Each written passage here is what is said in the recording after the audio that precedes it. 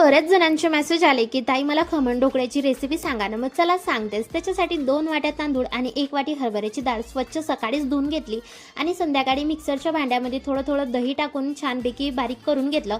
त्याच्यानंतर सकाळी उठल्यावर एवढं छान माझं पीठ फुललं होतं ना. त्याच्यानंतर मी तिच्यामध्ये अद्रक, लसूण, मिरच्याची छान पेस्ट टाकली, हळद टाकली, चवीनुसार मीठ टाकायचं आणि तेल टाकायचं आणि खायचा सोडा टाकायचं. त्याच्यानंतर छान मिक्स केलं आणि तेवढ्या टायमात पाणी गरम करायला ठेवलं आणि मस्त भांड्यामध्ये छान खाली तेल लावून घेतलं आणि तिच्यामध्ये लागेल तसं बॅटर टाकून घ्यायचं आणि शिजवायला ठेवायचं. आता मी फर्स्ट टाइम भांड्यात तर आपण नेहमीच करतो, पण मी कढाईमध्ये पण ट्राय केलं.